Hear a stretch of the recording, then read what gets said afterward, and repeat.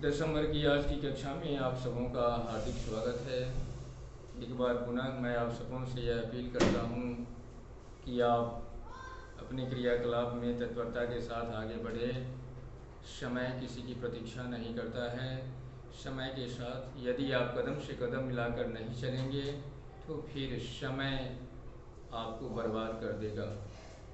इसलिए समय के साथ चलते हुए जो वर्तमान परिस्थिति है उसके साथ समझौता करते हुए हमें अपने क्रियाकलापों को सुचारू रूप से संपादित करते रहना चाहिए। यही हमारा दायित्व है, यही हमारा कर्तव्य है अपने प्रति, समाज के प्रति और देश के प्रति।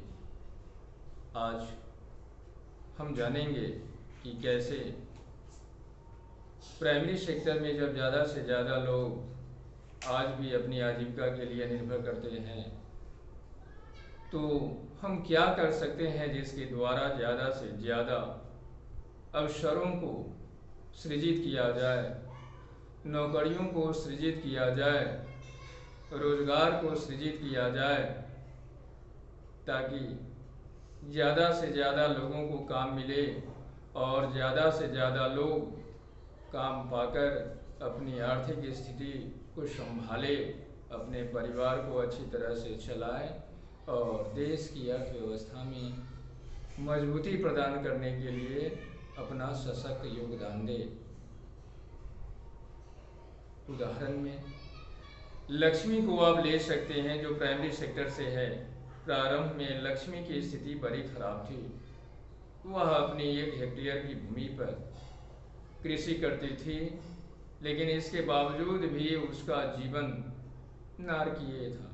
वह अपने परिवार का भरण पोषण नहीं कर पाती थी क्योंकि वह आर्थिक रूप से बड़ी कमज़ोर थी और आर्थिक रूप से कमज़ोर होने के कारण वह अपनी इस 1 हेक्टेयर भूमि का अच्छी तरह से उपयोग नहीं कर पाती थी। वर्षा पर आधारित खेती करने के कारण उसकी फसल कभी मारी जाती थी बाढ़ के कारण तो कभी सुखाड़ के कारण।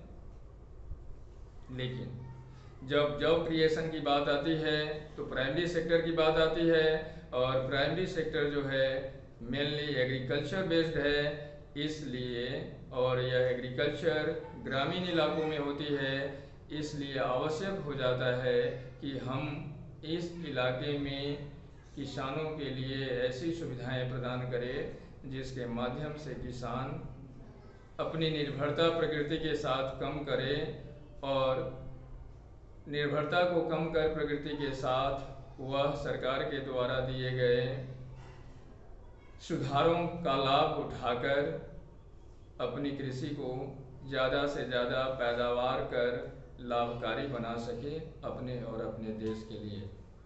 जैसा कि लक्ष्मी ने सरकार से लाभ उठाकर अपने यहाँ कुआं खोदकर अब उसके समक्ष सिंचाई की समस्या नहीं रही।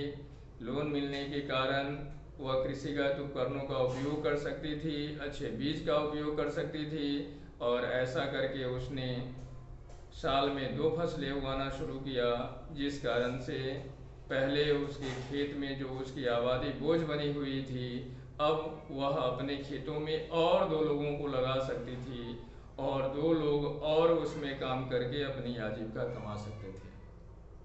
तो ऐसे ही यदि किसान ज़्यादा से ज़्यादा पैदावार करते हैं, ज़्यादा से ज़्यादा कृषिगत सामग्रियों का उत्पादन करते हैं, तब ऐसी अवस्था में अन्य और ऐसी सुविधाएं हैं, कारक हैं रोजगार अवसर करने का जो सृजित होता है।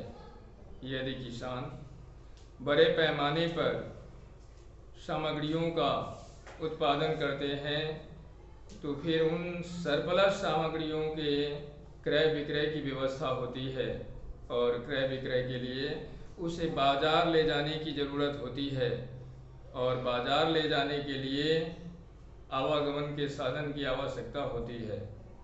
तो इस तरह किसानों के द्वारा किए गए अत्यधिक उत्पादन के द्वारा आवागमन के साधनों का विस्तार होगा। आवागमन के साधनों के विस्तार होने से ट्रांसपोर्टेशन में लगे हुए लोगों को ज़्यादा से ज़्यादा रोजगार के अवसर प्राप्त होंगे और वे अपनी आजीविका कमा सकेंगे। इसी तरह बाजार का श्री गणेश होगा। बाजार का श्री गणेश होने से, विस्तार होने से उसमें लगे हुए लोगों की संख्या बढ़ेगी और जब संख्या बढ़ेगी तो इन लोगों को भी रोजगार के अवसर मिलेंगे। साथ ही साथ नई सामग्रियों के उत्पादन के फलस्वरूप अन्य चीज़ों को भी रॉ मटेरियल के रूप में सामग्रियां प्राप्त होंगी और वे उस पर बेस्ड अन्य चीज़ों को रोजगार के रूप में अवसर देख सकते हैं और नए रोजगार का सृजन कर सकते हैं। इसलिए आवश्यक है कि सेमी अर्बन एरियाज और रूरल एरियाज में ऐसे उद्योगों को प्रमोट किया जाए, ऐसे उद्योगों की स्थापना किया जाए जो उद्योग कृषिगत उत्पादनों पर आधारित है, क्योंकि कृषिगत उत्पादनों पर आधारित होने के कारण किसानों को भी उन चीज़ों को ज़्यादा से ज़्यादा उत्पादन करने में उनको मदद मिलेगी और फिर इस पर आधारित जो इंडस्ट्रीज होंगे उनको भी ज़्यादा से ज़्यादा रॉ मटेरियल्स मिलेगा। इस तरह इंडस्ट्रीज़ का विकास होने से इसमें भी लोगों को फायदा होगा, रोजगार के अन्य अवसर प्राप्त होंगे और इंडस्ट्रीज के खुल जाने से इसके आसपास शॉपकीपिंग, ट्रांसपोर्टेशन, मार्केट आदि का विकास होगा, जिस विकास के कारण ग्रामीण क्षेत्रों में जो सीजनल एम्प्लॉयमेंट है, डिसगाइज्ड एम्प्लॉयमेंट है, उसमें कमी आएगी और लोगों को ज़्यादा से ज़्यादा रोजगार मिलेगा। इस तरह कई ऐसे उपाय हैं जिसके माध्यम से हम ज़्यादा से ज़्यादा